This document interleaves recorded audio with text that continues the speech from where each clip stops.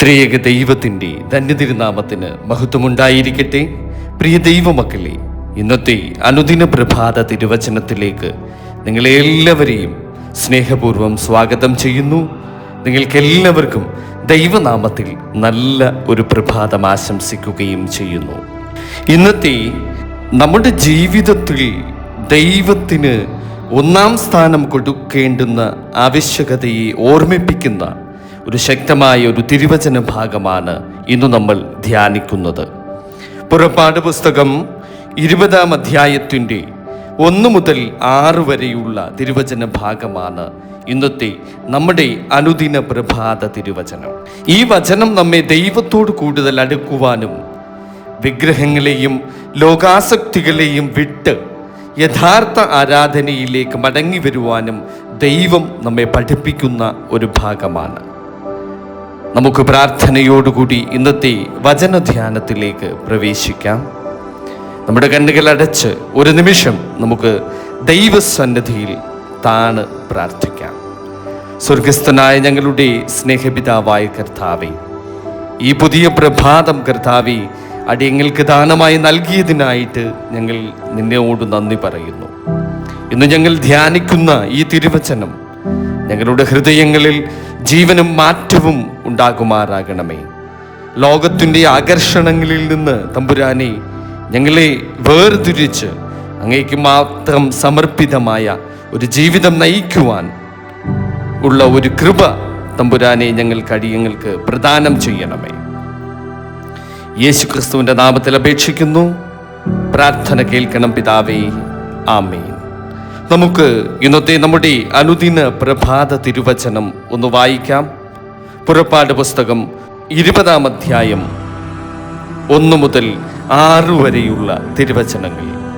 ദൈവം ഈ വചനങ്ങളെയൊക്കെയും അരുളി ചെയ്തു: അടിമ വീടായ മിസ്രയീം ദേശത്തു നിന്ന് നിന്നെ കൊണ്ടുവന്ന യഹോവയായ ഞാൻ നിന്റെ ദൈവമാകുന്നു.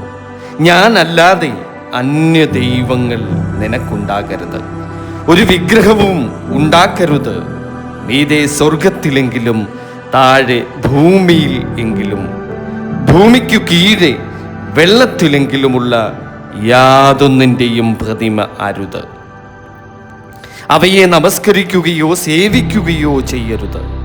നിന്റെ ദൈവമായ യഹോവയായ ഞാൻ തീഷ്ണതയുള്ള ദൈവമാകുന്നു.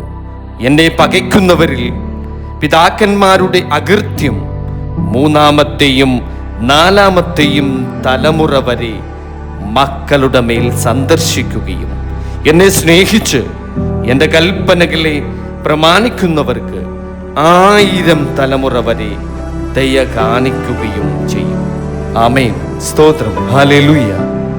പ്രിയമുള്ളവരെ, ഇപ്പോൾ നാം ഈ കേട്ട വചനഭാഗം, നമ്മൾ വായിച്ച തിരുവചന ഭാഗം ദൈവം മോശയിലൂടെ ഇസ്രായേൽ ജനത്തിനു നൽകിയ 10 കൽപ്പനകളുടെ തുടക്കമാണ്. എന്നേക്കാൾ മറ്റൊരു ദൈവം നിനക്കുണ്ടാകരുത് എന്ന കൽപ്പനയിലൂടെ ദൈവം ഏറ്റവും പ്രധാനപ്പെട്ട ഒരു സത്യമാണ് നമ്മെ പഠിപ്പിക്കുന്നത്. നമ്മുടെ ജീവിതത്തിൽ ദൈവത്തിന് 1-ാം സ്ഥാനമുണ്ടായിരിക്കണം. പലപ്പോഴും പണം, ജോലി, മനുഷ്യർ, ബന്ധങ്ങൾ, മൊബൈൽ ഫോണുകൾ, സോഷ്യൽ മീഡിയകൾ, ലോകസുഖങ്ങൾ എന്നിവ ദൈവത്തിൻ്റെ സ്ഥാനത്ത് നമ്മുടെ ഹൃദയത്തിൽ ഒരുപക്ഷേ കയറി വരാം. പക്ഷെ ദൈവം നമ്മിൽ നിന്ന് ആഗ്രഹിക്കുന്നത് പൂർണ്ണമായ സ്നേഹവും വിശ്വസ്തതയുമാണ്. വിഗ്രഹ ആരാധന എന്നത് വെറും കല്ലിനെയോ രൂപങ്ങളെയോ നമസ്കരിക്കുന്നത് മാത്രമല്ല, ദൈവത്തെക്കാൾ കൂടുതലായി എന്തിനെയെങ്കിലും സ്നേഹിക്കുമ്പോൾ അത് വിഗ്രഹമായി മാറുകയാണ്. ഈ വചനം നമ്മോട് ചോദിക്കുന്ന ഒരു പ്രധാന ചോദ്യമുണ്ട്. നിന്റെ ഹൃദയത്തിൽ 1-ാം സ്ഥാനത്ത് ആരാണ്? ദൈവം നാം പാപത്തിൽ നിന്ന്, ലോകാസക്തികളിൽ നിന്ന് മാറി ദൈവത്തിലേക്ക് മടങ്ങി വരണമെന്ന് ഇന്നത്തെ ഈ തിരുവചനം നമ്മെ ഓർമ്മിപ്പിക്കുന്നു. ദൈവത്തെ സ്നേഹിച്ച് അവിടുത്തെ കൽപ്പനകൾ പ്രമാണിക്കുന്നവർക്ക് 1000 തലമുറ വരെ കരുണ കാണിക്കുമെന്നാണ് ദൈവം വാഗ്ദാനം ചെയ്യുന്ന ഒരു തിരുവചന ഭാഗമാണിത്. അതുകൊണ്ട് ഇന്ന് നമുക്ക് നമ്മുടെ ജീവിതം ഒന്ന് പരിശോധിക്കാം. ദൈവത്തിന് യഥാർത്ഥത്തിൽ എൻ്റെ ജീവിതത്തിൽ ഞാൻ 1-ാം സ്ഥാനം കൊടുക്കുന്നുണ്ടോ നമുക്കൊന്ന് ചിന്തിക്കാം.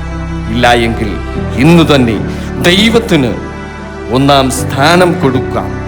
ഒന്നാം സ്ഥാനം കൊടുത്തുകൊണ്ട് നമുക്ക് ഒരു ജീവിതം മുൻപോട്ട് നയിക്കാം. അപ്പോൾ നമ്മുടെ ജീവിതത്തിൽ അനുഗ്രഹവും സമാധാനവും ദൈവ സാന്നിധ്യവും കൊണ്ട് നിറയും. പ്രിയ ദൈവം, നമുക്ക് നമ്മുടെ കണ്ണുകളടച്ച് പ്രാർത്ഥിക്കാം.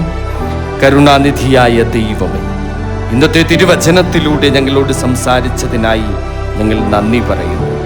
ഞങ്ങളുടെ ഹൃദയങ്ങളിൽ അങ്ങേക്കാൾ വലിയ സ്ഥാനം മറ്റൊന്നും കൈവശപ്പെടുത്താതിരിക്കുവാൻ തമ്പുരാനെ അടിയങ്ങളെ സഹായിക്കണമേ.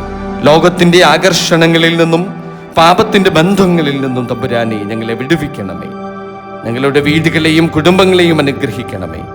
അങ്ങയുടെ സന്നിധിയിൽ വിശുദ്ധിയോടും അനുസരണത്തോടും കൂടി ജീവിക്കുവാൻ ഞങ്ങൾക്ക് കൃപ നൽകണമേ. രോഗികളായിരിക്കുന്നവരെ തമ്പുരാനെ സൗഖ്യമാക്കണമേ. ഭാരപ്പെട്ട ഹൃദയങ്ങൾക്ക് സമാധാനം നൽകണമേ. പ്രതീക്ഷ നഷ്ടപ്പെട്ടവർക്ക് പുതിയ ഒരു പ്രത്യാശയുടെ ദിനമായി ഈ വചന കേൾവിയിലൂടെ സംഗതിയാകുമാറാകണമേ. ഇന്നത്തെ ദിവസം മുഴുവൻ തമ്പുരാനെ ഞങ്ങൾ അങ്ങയുടെ കയ്യിൽ സമർപ്പിക്കുന്നു. യേശു ക്രിസ്തുവിൻ്റെ ശക്തമായ നാമത്തിൽ പ്രാർത്ഥിക്കുന്നു. കൃപയോട് കേൾക്കണം പിതാവേ. ആമേൻ.